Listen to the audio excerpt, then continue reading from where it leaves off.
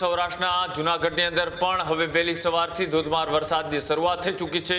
હવામાન વિભાગની આગાહી વચ્ચે શહેરમાં ધોધમાર વરસાદ શરૂ થયો। ગરમી અને ઉકળાટ બાદ વાતાવરણમાં ઠંડક પ્રસરી છે। મેઘરાજાની ધમાકેદાર એન્ટ્રી જોવા મળી રહી છે। આપ દ્રશ્યની અંદર જોઈ શકો છો કે ધીમી ધારે જૂનાગઢ શહેરની અંદર વરસાદ આવી રહ્યો છે। સાથે સાથે જૂનાગઢ નું જે જિલ્લા વહીવટી તંત્ર જે છે તે પણ એલર્ટ મોડની અંદર જોવા મળી રહ્યું છે।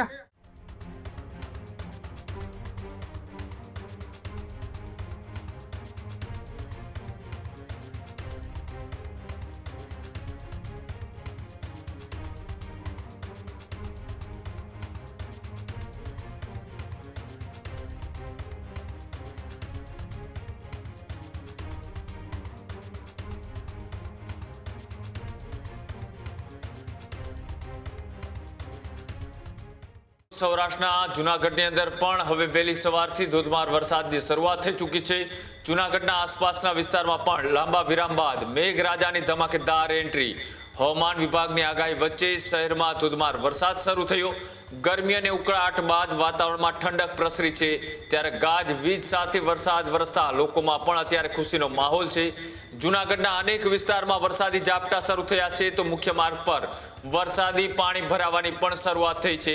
નીચાણવાળા વિસ્તારને લઈ અત્યારે તંત્ર એલર્ટ મોડ પર છે।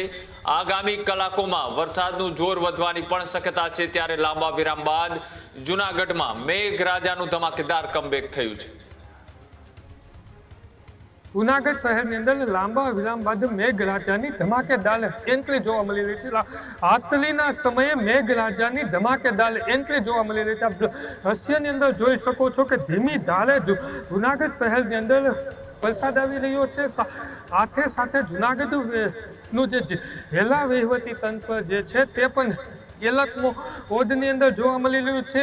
આજે સાંજે કલેક્ટર દ્વારા પ્રેસ પણ સંબોધવામાં આવી હતી। પ્રેસ તે વખતે કલેક્ટર દ્વારા જણાવવામાં આવ્યું હતું કે બિનજરૂરી કામ વગર ઘર બહાર નીકળવું નહીં। જૂનાગઢની અંદર એલર્ટ જાહેર કરવામાં આવ્યું છે। સાથે સાથે નીચાણવાળા વિસ્તારોની અંદર પણ પાણી ભરાવાની સમસ્યાઓ જોવા મળી રહી છે। આપને જે દ્રશ્ય બતાવ્યા તે છે ઝાંઝરડા રોડના। ઝાંઝરડા રોડની અંદર પણ ધીમી ધારે વરસાદ આવી રહ્યો છે। સાથે સાથે જૂનાગઢ જિલ્લાની અંદર એનડીઆરએફની ટીમ પણ એલર્ટ મોડની અંદર જોવા મળી રહી છે। Pratap Bharad, news room, Junagadh.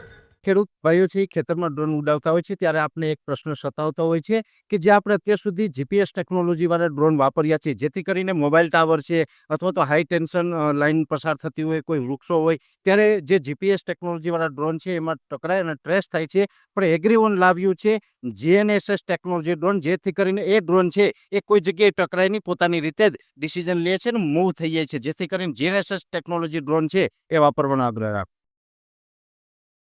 હજુ સુધી તમે અમારી ચેનલને સબસ્ક્રાઇબ નથી કરી તો અત્યારે જ ન્યૂઝરૂમ ગુજરાતને સબસ્ક્રાઇબ કરો, ફેસબુક અને ઇન્સ્ટાગ્રામ પર ફોલો કરો।